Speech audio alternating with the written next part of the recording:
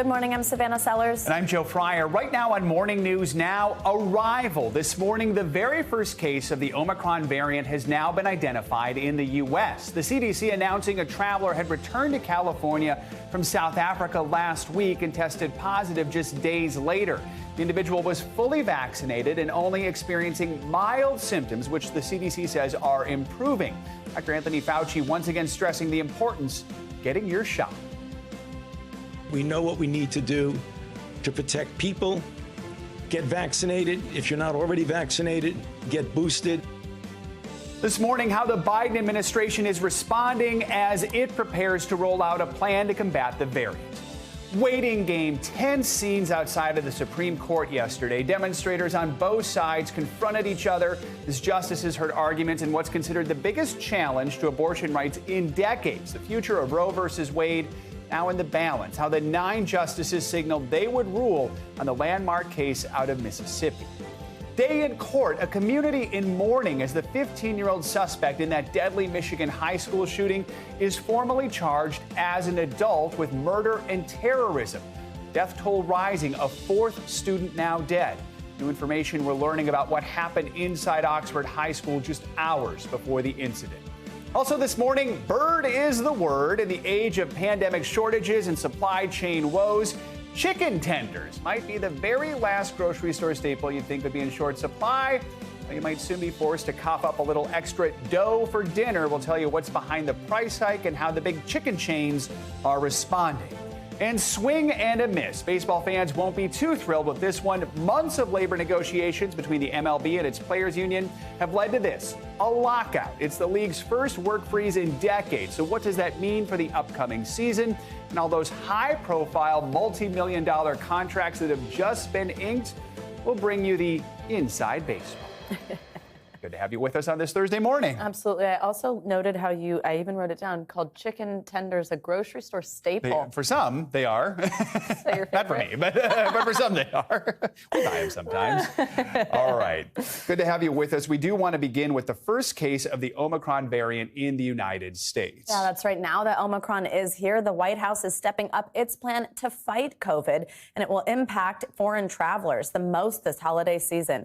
NBC News correspondent Tom Costello has more.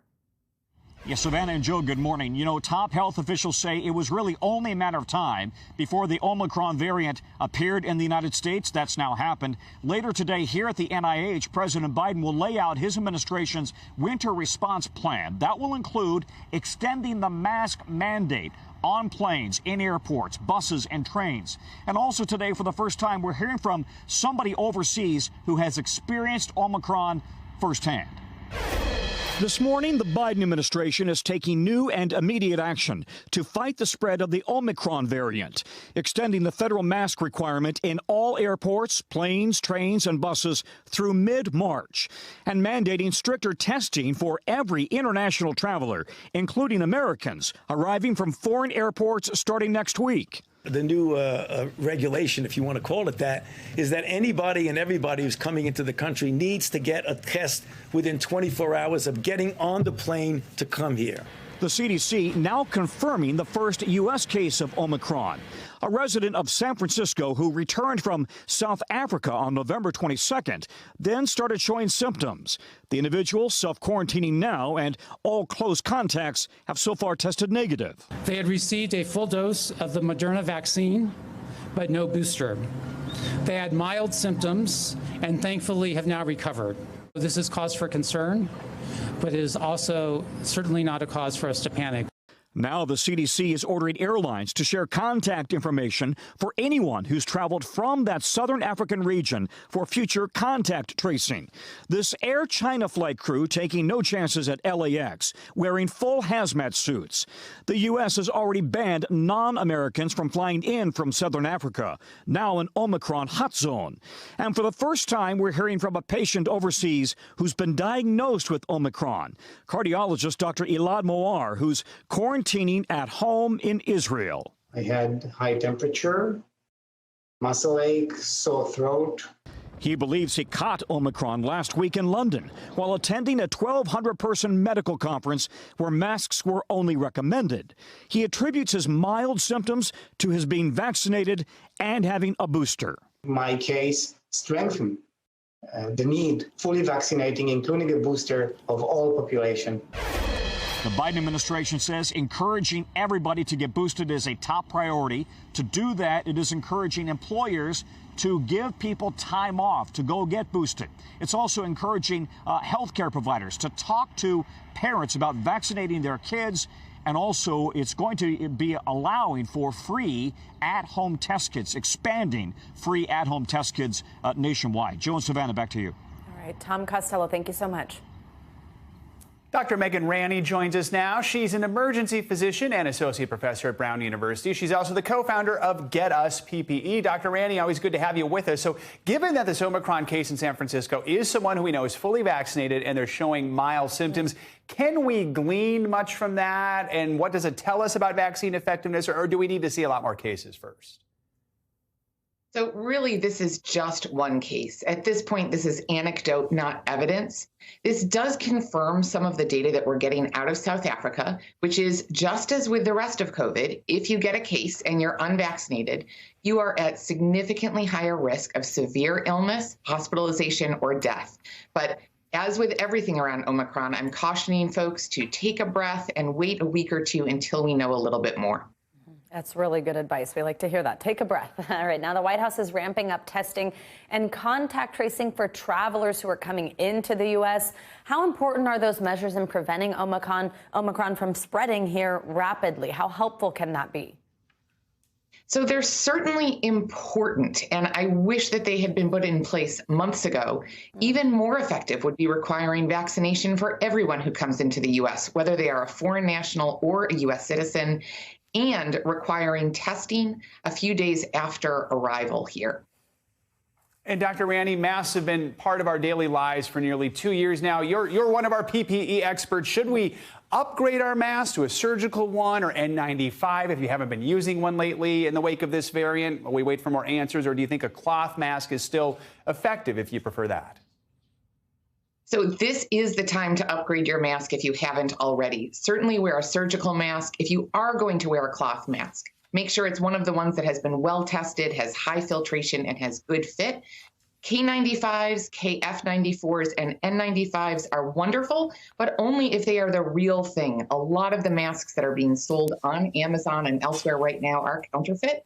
I recommend people go to Project N95, which is a nonprofit that certifies the accuracy and filtration of popularly available masks before making a decision on what to buy. Project N95. All right, good advice. Dr. Ranney, thanks so much. Appreciate it.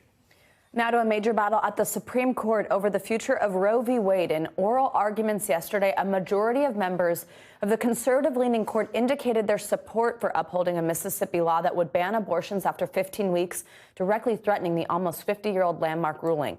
NBC News Justice correspondent Pete Williams joins us now. Hi, Pete. Good morning. And for that reason, it now appears that the nation's legal landscape on abortion is likely to undergo a profound change in the coming months. This is based on the comments of the Supreme Court justices at yesterday's oral argument. It would be the biggest shift on abortion rights in nearly 50 years. Opponents of abortion rights who gathered outside the Supreme Court appear to have something to cheer about after a heated courtroom argument. A majority of the court's conservatives appear likely to uphold a Mississippi law that would ban abortion after 15 weeks of pregnancy. That would undercut nearly 5 decades of rulings that say a state cannot ban abortion before a fetus is viable about 24 weeks into the pregnancy. Chief Justice John Roberts suggested he would uphold a Mississippi law without explicitly overturning Roe. If it really is an issue about choice, why is 15 weeks not enough time? Even so, such a ruling would undercut Roe, and the court's liberals warned that would seem like a decision based on politics. Will this institution survive the stench that this creates in the public perception that the Constitution and its reading are just political acts?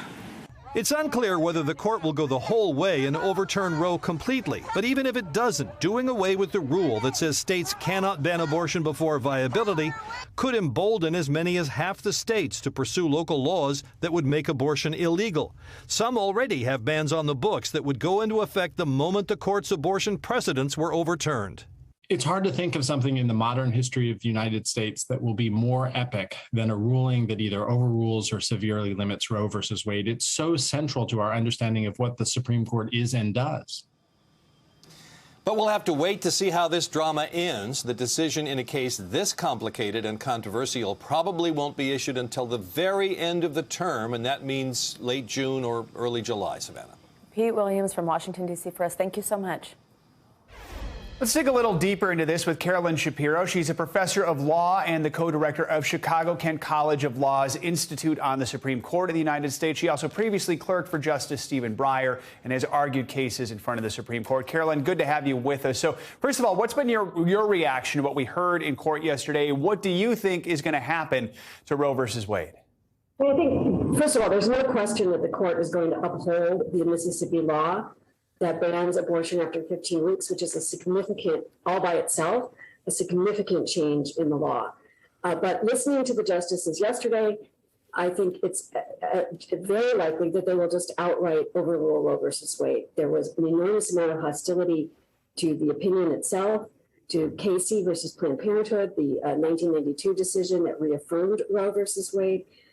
Incredible amount of skepticism from the conservative justices about the underpinnings of that law and about whether or not they should, at this point, overrule it. As we mentioned, you've worked with Justice Breyer, part of the liberal wing of the court. Let's listen to a part of what he had to say yesterday. There will be inevitable efforts to overturn it. Of course there will. Feelings run high.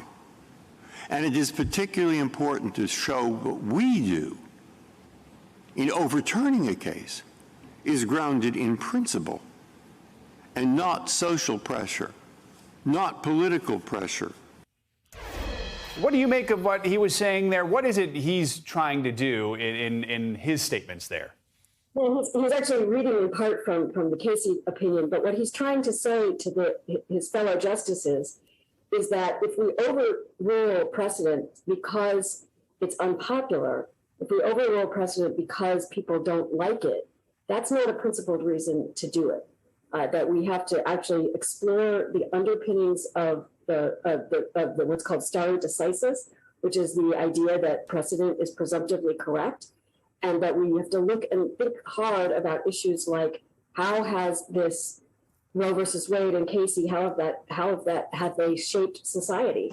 How are people relying on their ability to obtain abortions if they need it? And that's not an analysis, for the most part, that the conservative justices were interested in engaging in. And stare decisis is something we heard talked about a lot during confirmation hearings, most recently for Amy Coney Barrett. Now, Carolyn, we saw protesters from both sides of the debate gathered outside the court yesterday. It's a hugely divisive issue from a social standpoint, a legal standpoint, and has been for decades. What could be the implications for abortion rights if Roe v. Wade is overruled or weakened? What do you think then happens next throughout this country? Well, the first thing that's going to happen is that there are numerous states that have, as indicated in the intro, numerous states have trigger laws that will immediately outlaw abortion starting very early in pregnancy or entirely. We'll also see an enormous amount of efforts in states that don't have those laws to enact them. We'll also see some push in the other direction. Some states, including Illinois, where I live, have very robust laws protecting reproductive rights, but it will become a battle in the state legislatures. But it won't be limited to the state legislatures. It will also be a battle in Congress. There will be efforts both to outlaw abortion nationwide and possibly to protect abortion rights nationwide.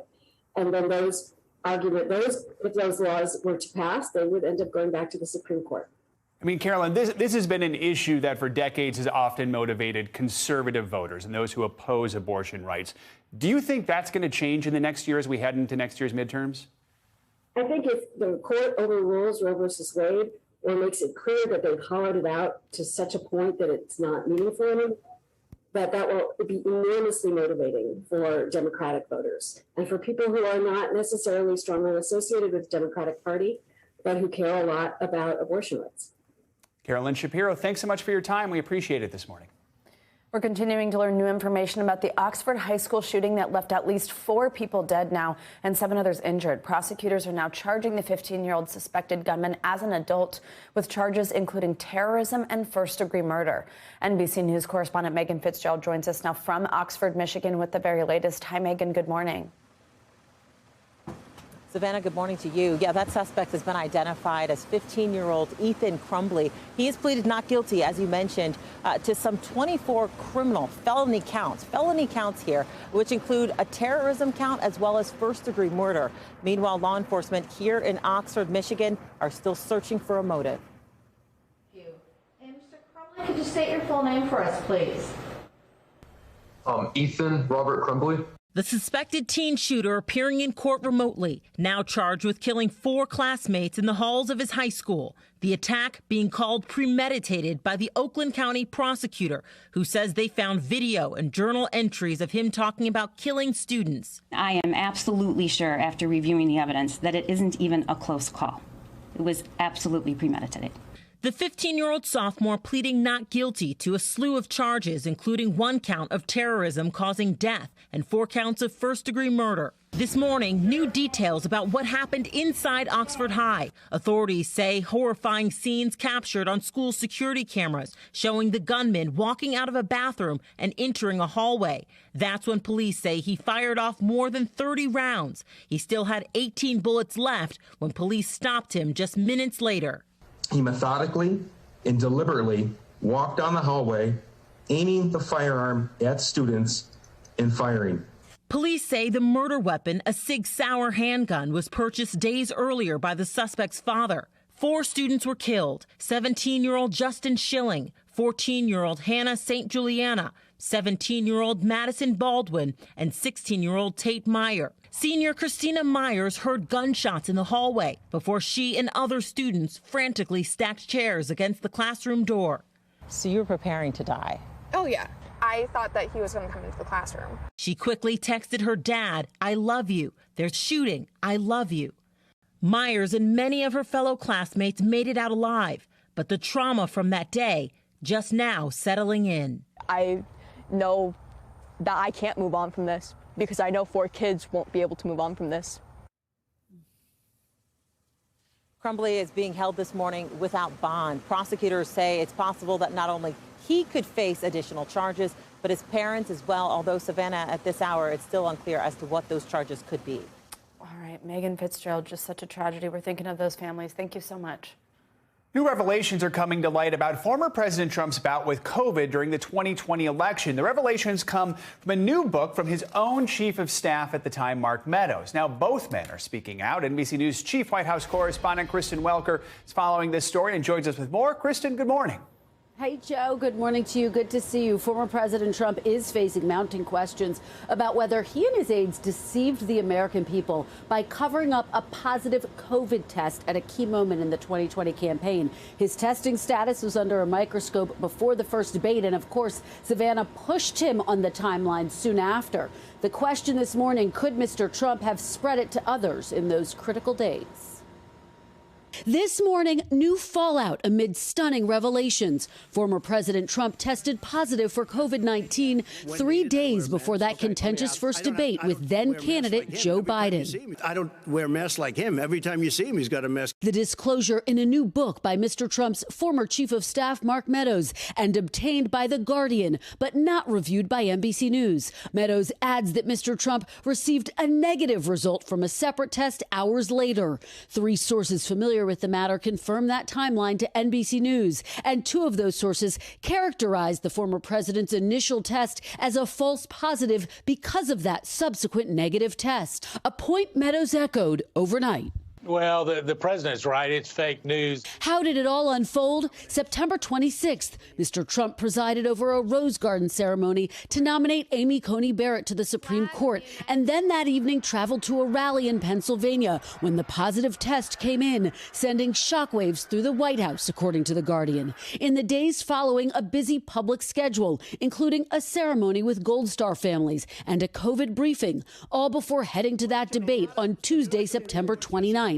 Then Friday, October 2nd, the bombshell. Mr. Trump announced he'd contracted COVID after receiving a positive test. On the exact same day, New York Times reporter Michael Shear tested positive for COVID after he'd traveled with the president aboard Air Force One on the day of the Pennsylvania rally. Bottom line, do you think you got COVID from former President Trump?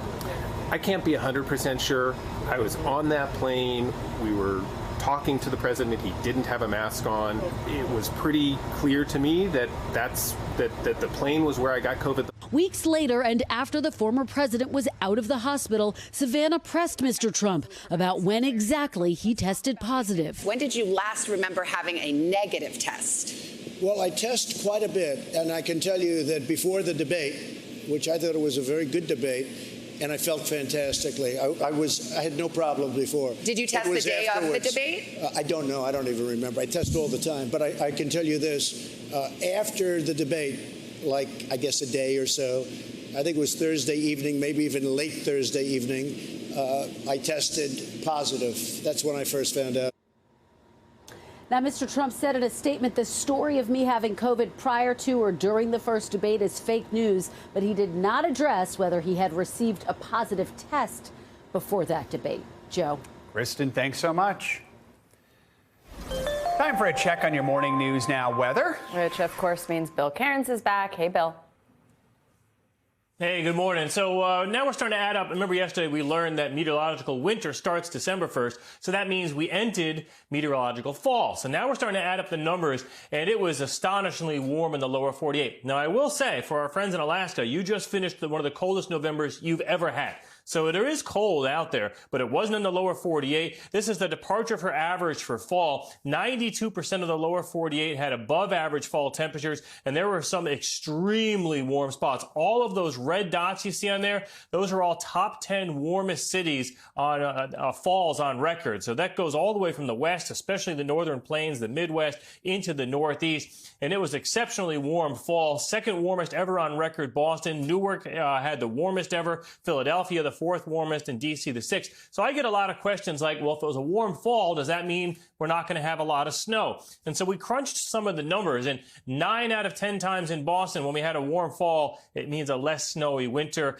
Kind of similar numbers for D.C., New York, and also Philadelphia. So not great for you snow lovers in the Northeast. There's always a chance, but it doesn't look good.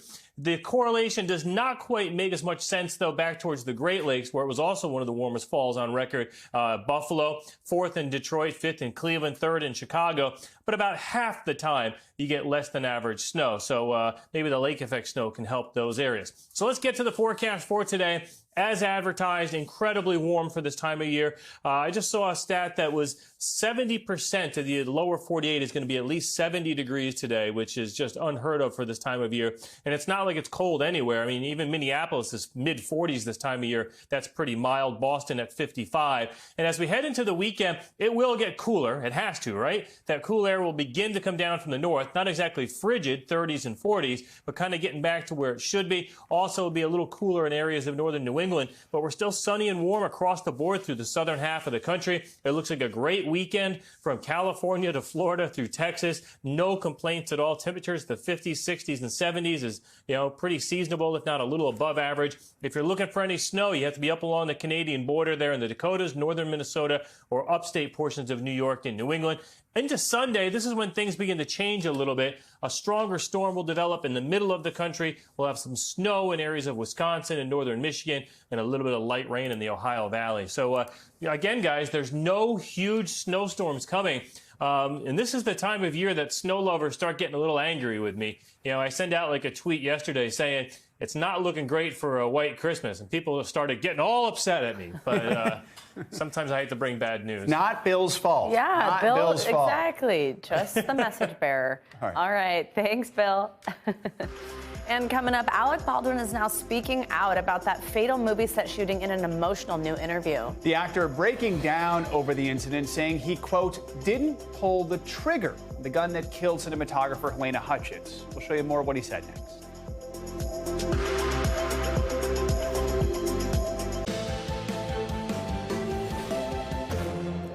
Welcome back. Alec Baldwin is speaking out about that fatal shooting on the set of his movie Rust. The tearful actor said he has no idea how a gun with live ammunition wound up in his hands, and he says he didn't even pull the trigger when the gun went off. All this comes as investigators release new details to try and answer that question. NBC News national correspondent Miguel Almaguer has the latest.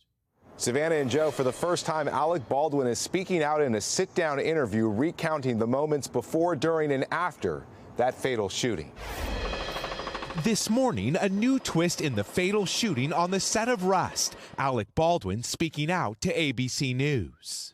Well, the trigger wasn't pulled. I didn't pull the trigger. So you never pulled the trigger? No. I would never point a gun at anyone and pull a trigger at them, never. Posted clips of the interview do not include the actor's explanation for how the gun went off, but the revelation contradicts witness statements and what Baldwin himself told responding officers. Investigators say he was in costume practicing a cross draw when the deadly shot was fired. Someone put a live bullet in a gun, a bullet that wasn't even supposed to be on the property. The interview comes as authorities release new details about how live rounds may have made it onto set. According to a newly released search warrant, Thel Reed, a noted Hollywood weapons expert and father of Rust armorer Hannah Gutierrez Reed, told investigators Seth Kenny, who supplied some of the ammunition used on Rust, also had live ammo. Thel Reed says those real bullets were used on a prior production they both worked on and may match the ammunition found on the set of Rust. Officers searching Kenny's prop shop on Tuesday night, finding suspected live ammo. Neither Kenny nor Thel Reed responded to our request for comment. I think back, and I think of what could I have done. You can trust me too. When the prop gun was fired, the bullet struck the film's director, Joel Souza, and killed 42-year-old cinematographer Helena Hutchins. She was someone who was loved by everyone who worked with and liked by everyone who worked with and admired. With no charges filed, this morning authorities are still working to pinpoint who is ultimately responsible. Now, the latest from the Sheriff's Department is that this investigation is nearing its end, but it could still take several more weeks before it's handed to the DA. Joe and Savannah, back to you. Miguel, thank you. Now, the Women's Tennis Association has suspended tournaments in China and Hong Kong amid growing concern the country is censoring tennis champion Peng Shuai after she spoke out about an alleged sexual assault by a high-ranking government official. NBC News correspondent Morgan Chesky has this story. Women's Tennis Association with the major ruling, suspending all tournaments in China and Hong Kong over concerns about the safety of tennis star Peng Shuai. Shuai, a Grand Slam doubles champion, accused a former high-ranking government official of sexual assault last month. Steve Simon, the WTA chairman and CEO, issuing a statement reading in part, "Unfortunately, the leadership in China has not addressed this very serious issue in any credible way. While we now know where Peng is, I have serious doubts that she is free, safe, and not subject to censorship, coercion, and intimidation." Peng disappeared from public view after raising allegations about former Vice Premier Zheng Gaoli in a November 2nd social media posting, which was quickly taken down. Zheng retired in 2018 and cannot be reached for comment. Most recently, Peng Shuai appearing in a photo from a video call with the IOC and in videos posted by the China state-run media. NBC News has not independently verified those videos. The WTA still calling for a full and transparent investigation without censorship before it resumes play inside the country. This cannot be swept under the rug. It can't be condoned. The tennis world also calling for a full inquiry. Serena Williams tweeting of Peng's initial disappearance. This must be investigated and we must not stay silent. All right, our thanks to Morgan Chesky for that report. Let's take a look at what else is making news around the world this morning. Raf Sanchez is with us from Tel Aviv. Hey, Raf, good morning. Hey, Savannah. Hey, Joe. Good morning. The White House has reached a deal with Mexico to restart a Trump-era immigration program. The so-called Remain in Mexico policy requires people seeking asylum to wait outside the U.S. for their immigration court hearings. The program is expected to go into force in border towns as early as next week. Japan is doing a U-turn on a tough but controversial new Omicron restriction. Japan had asked airlines to stop booking any new incoming flights for the rest of the year, but after less than a day, that policy was dropped because it would have left thousands of Japanese citizens stranded outside the country. And finally, the bizarre tale of the dinosaur with the bizarre tail. Paleontologists in Chile have discovered a new species of dinosaur. It's called Stegosaurus elengason, and it had a kind of bladed mallet for a tail. It lived some 72 million years ago, and guys, it was only 2 feet tall, 7 feet long, so pretty small for a dinosaur, but it was mighty with that swinging tail. Guys. All right, the tail of the tail, like it. Yeah, exactly, bizarre tail. Thank you, Raf. Coming up, another consequence of global warming playing out before our eyes in California. Yeah, a crucial water source now at risk of drying up within decades if climate change is left unchecked. So what can be done to save it? The answer is up next.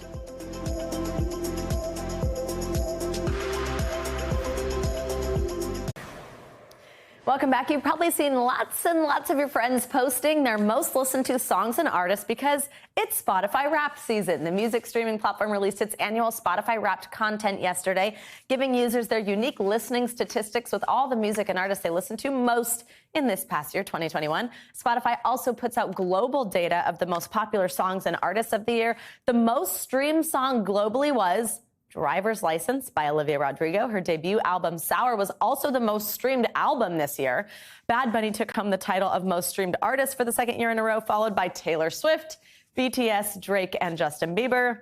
It is no surprise, I'm sure, that my top artist is among that list, Taylor Swift, but is that true for somebody else? I just checked because I don't listen to Spotify much, so it's not a good sample, but mine was also Taylor Swift. But my number 2, it said was Crystal Gale, so I'm a little confused by that.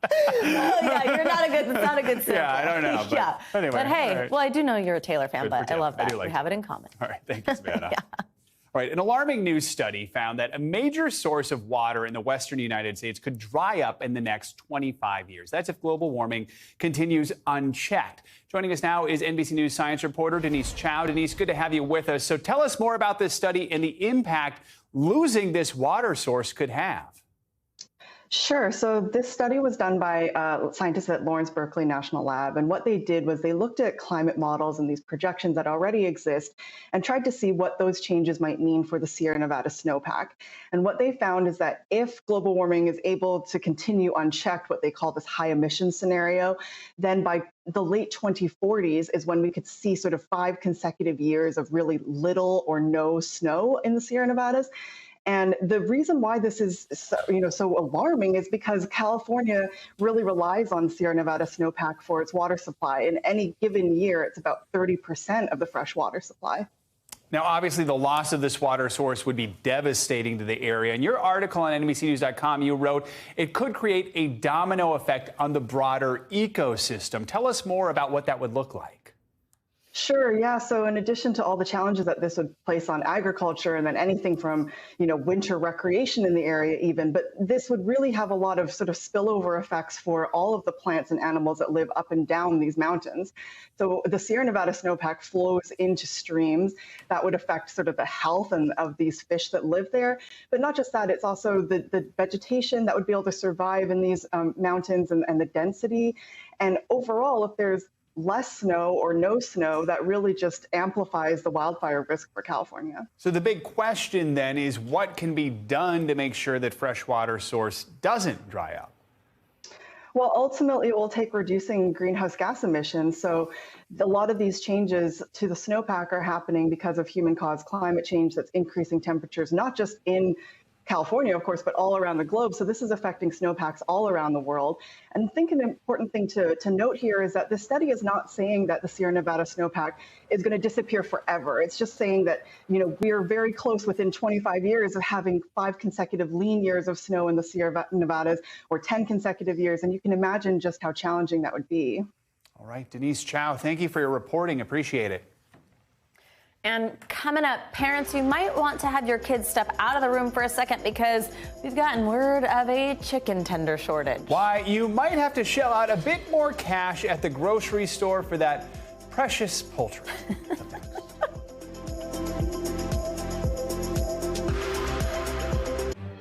We're back with breaking news out of Capitol Hill. An agreement has been reached by lawmakers to fund the government through February 18th, avoiding a shutdown for now. The agreement was announced by House Appropriations Chair Rosa DeLauro. The deal will be voted on by the full House later today. Now, without the deal, the government would run out of money at midnight on Friday. But this is only a short-term fix, giving lawmakers on both sides of the aisle more time to reach a comprehensive budget plan for the rest of the fiscal year. Now it's time for our CNBC Money Minute, the biggest financial headlines of the day and why they matter to you. Silvana Henao is back with us. Silvana, good morning. Hey guys, good morning. So we're getting the latest snapshot on the economy and labor market. Initial jobless claims coming in at 222,000. That's less than the 240,000 Wall Street expected, and holding at levels consistent with how the job market looked before the pandemic. Square is now the new kid on the block. The digital payments company led by Jack Dorsey is changing its corporate name to Block. The move comes days after Dorsey stepped down as CEO of Twitter. Square says the new name describes its various businesses better than the current name, which is mostly associated with payment services. The new name also aligns with Dorsey's interest in cryptocurrencies and the blockchain. Burger King plans to cut some new menu items to help speed up drive-through service. The CEO of Restaurant Brands, which owns Burger King, Popeyes, and Tim Hortons, says the company noticed the speed of service has declined significantly. He didn't specify why items will be dropped, and a study out in September found wait times for customers getting drive-through orders rose by more than 25 seconds this year. Guys, back to you.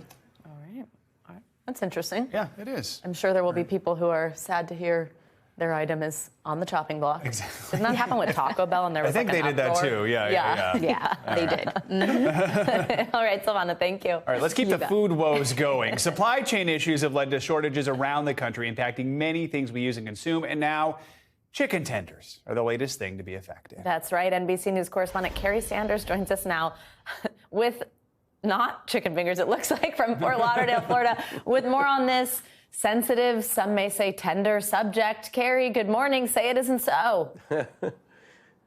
I know, really. I mean, for parents, this could be a crisis. We did find some, so here they are. And if you're a parent that has a child and they are one of those picky eaters, so no matter what sort of colorful food you put out, the only thing they want to eat are the chicken tenders like this, well, if you head to our nation's freezers to try to buy some, you may find in many cases that the chicken tenders have flown the coop. Hey guys, we got soccer tomorrow. Are you excited? For the Edmonds family in Scottsdale, Arizona, a chicken tender shortage is nothing short of a crisis. What did you have for breakfast this morning? Chicken tenders. My kids eat hamburgers, French fries. I have to wrestle them to eat vegetables. When I come home from the store and I don't have chicken tenders, my kids are not happy. And they are definitely not alone. Americans are expected to eat almost 100 pounds of chicken per person this year. The shelves have been empty recently. Restaurants have been out of chicken tenders, and that makes it very difficult when you have kids that have limited options. Chicken tenders are the smaller fillet of a whole chicken breast, not to be confused with chicken nuggets, which are made of scrap meat from the whole bird. Tenders require more processing to package and sell, which industry experts say is part of the reason why they can be harder to find and now more costly when you get them at your local market. Value packs of tenders are currently selling at $3.99 per pound on average. That's nearly $1 more than a year ago. And it's not just families feeling the impact. Big chains like KFC and A&W are changing their marketing plans to omit tenders from promotions to avoid selling out. At Hattie B's Hot Chicken, an iconic chain headquartered in Nashville, tenders are their most popular menu item. There's no safe harbor in supply chain right now. We see it across the board, but certainly you feel the pain the most in tenders. They can get enough chicken to get by, but not without shelling out top dollar for it. We haven't even passed along any kind of menu price increases this year. If we were pricing along with it, I don't know that folks would still want to pay what it would cost. Chicken tenders in short supply. For some families, a shortage that's laying an egg. Okay, guys, so if your freezer does not have a supply of chicken tenders and you're heading out to the store, a little twist on an old saying, it may be difficult to have your chicken tenders home to roost. Guys? Picturing just all these lonely ramekins of barbecue sauce and honey mustard. Nothing to dip into. Wasn't there a shortage of one of those too? Oh, maybe. Well, then maybe it doesn't matter. Or something. Yeah. It's a domino effect. We can't get anything we need. Maple syrup, guys. All right, Carrie. Gosh, well, I mean, your house is the place to be, apparently. We need a chicken reserve. Yes. That's what we need, like the maple syrup reserve. All right, thanks, Carrie. Coming up, it's official. An off-season labor lockout is now underway between the MLB and its players. Yeah, what does this mean for fans waiting to see their favorites take the field next March? We will break it down up after the break.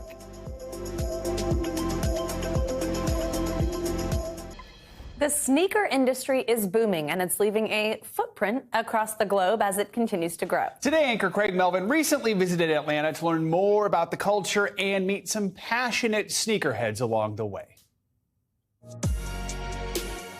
$80 billion has never looked this good. Sneakers are a massive global industry set to jump over the $100 billion mark in a few years. Definitely a classic shoe. And whether you're chasing Michael Jordan's ones or Kanye West's Yeezys or something totally original, one of the top stores in the world is Wish in Atlanta. Down to the sneaker room where the magic happens. It's also one of the few to be owned by a woman, founder and owner Lauren Amos. What does it say about our society? The sneaker industry has become booming business. It says that our society is finally looking at places that are worth looking. There's so much amazing culture and creativity that's coming out of sneakers that people are finally paying attention. I mean, it's become high fashion. Like, it's Totally. just, we went from like the Air Force Ones to this. I think mainstream America realizes the beauty and importance of this culture, and they want a part of it. What makes a good sneaker? The story behind it, either the designer's story behind the sneaker or me as a customer, my story behind it, where I was when I got it, you know, my first basketball shoe, I was with my dad at something, you know, like the story that we have, it's nostalgic. I think the colorways, the materials. One collector with decades of those stories is Grammy-winning rapper and one half of hip-hop duo Run the Jewels, Killer Mike. He first became a sneakerhead while growing up here in Atlanta. When I saw those Air Maxes, I was just like, oh, this is it. This is just what I want. And I remember just begging my grandmother, and her was like, absolutely not.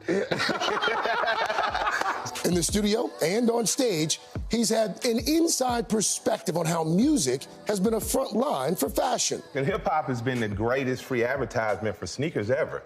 Hip-hop has been what has pushed sneaker culture, streetwear culture, and I would say fashion in particular. In terms of rap, you always want to one-up, you always want to style, you always want your swagger, and I think it just went hand in hand. The man that may be most responsible for taking the sneaker from shoe to status symbol is Michael Jordan. Nearly 4 decades after debuting on the hardwood of Chicago, his namesake shoes remain constant top sellers. Does MJ have a favorite shoe? It's like me asking which one of my kids are my favorite kids. If I had to pick a favorite shoe, I would say the 11s was the shoe that I think took it from the basketball court to the fashion world. When Boyz II Men wore the 11s at the Grammys with a tuxedo, that's where I think we crossed over. The more recent jump in sales is driven in part by women, now gaining equality and a voice in the industry. When they had men designing for women, men thought, well, we'll just make it small and pink and purple, and that's what girls like. And so finally, I think women came in and started designing, bringing up new silhouettes, new stories. There was just more to offer us, and the demand was there. And while the convenience of online shopping has grown, Lauren says the community a sneaker store creates is more vital than ever. Brick and mortar is even more important every day because it's a place for people to come a community, to have conversations, to, collaborate together. You come here, you get inspired, you meet other people, and then they go out and they create. A connection that can benefit both the collector and those around them. What is sneaker culture to Killer Mike? It drove me to get good grades because my aunt said as long as you get good grades, I'll keep your feet fresh. It makes me a better father because it gives me something to interact with about my kids. It keeps me romantic with my girl because I don't buy dope sneakers without buying her some too. It has connected me to a brilliant tapestry of people. It's just like hip hop. It just brought me together with other people who were into this weird little nerdy thing that blew up. I stay in communities that are not like mine, associated with people who are not like me, and that's the way you grow, individual relationships with people who are not like you. Thanks to Craig Melvin for that. Back in October, a pair of Michael Jordan's 1984 Nike Air ships, which he wore in his rookie season, sold for a record $1.47 million at auction. Wow. Pricey pair of shoes. I hope that person's not wearing them. Just by us. Yeah, exactly. All right. And I love that. Keeps him romantic with his girl. Yeah, that was cute. Adorable. All right. Sticking with our sports theme, for the first time in a quarter century, Major League Baseball is facing a work stoppage with team owners locking out players overnight. That's right. The two sides failed to reach a new collective bargaining agreement before the midnight deadline. So what's that mean for the next season? NBC News correspondent Morgan Chesky joins us now from Arlington, Texas, to help us understand. Hey, Morgan, good morning. Hey, Josephina, good morning. And as of 11:59 Eastern last night, that lockout went into effect. That means no more trades, no more signings. Most importantly, no more baseball until players and owners can reach some sort of compromise. And with both sides swinging for the fences, looks like it could be a while. If you build it, he will come. This morning, they're not coming. It's America's pastime now grinding to a halt for the first time in almost 30 years. There's no crying in baseball! Failed negotiations between teams and the players' union led owners to lock out the players overnight. The stoppage the first since 1994. And now the big question, will it impact the start of the season next spring? It is a very uncertain time. I think a time of insecurity for a lot of players. We may think of it as a way to spend a leisurely afternoon. This is a simple game. You throw the ball, you hit the ball, you catch the ball. But this dispute is a little more complicated, and it's all about the massive paydays that's now come with baseball stardom. The standoff puts the brakes on recent blockbuster deals, with nearly $2 billion in contracts announced over the last month alone. The biggest economic issues right now between MLB and the union have to do with when players become free agents and how much they get paid. Ace pitcher Max Scherzer is on the union's executive board. We're trying to make the game better. When I hear that every other player, whether young or old, we're all saying the same thing, clubhouse to clubhouse. On the other side, baseball is the only major sport without a salary cap, enabling the game's superstars like the 37-year-old Scherzer to sign record-breaking contracts. I think it's difficult on the union side for them to argue that the free agent system is broken because, in fact, we have seen all this money spent. Fortunately for fans, both sides know they can't afford to lose any games next season. A year ago, the players lost 2/3 of their salary, because of the pandemic. The owners say they lost $2.5 billion with the pandemic. So they don't want anything to turn off the fans. There hasn't been a baseball strike since the disastrous 1994 season, when the playoffs and even World Series were canceled, leaving fans furious. My son personally loves baseball. Brandon Fry's 4-year-old son, Brock, records every Rangers game. He's already asked Dad, how long till next season? For now, nobody knows. It is a question a lot of people are wondering when the answer will come. We do know that talks could go weeks, potentially months, especially with one union official saying that they've accumulated a war chest of money that could last for weeks to come if these negotiations continue. But experts say all eyes really now go to February. That's when spring training is. That's when pitchers and catchers report for duty. If no compromise is reached by then, experts say that could be a pretty troubling sign. Send it back to you. All right. some fans that will not be happy. No kidding. That's coming quick. Yeah, Morgan, thank you so much. And that does it for this hour of Morning News Now. But the news continues right now.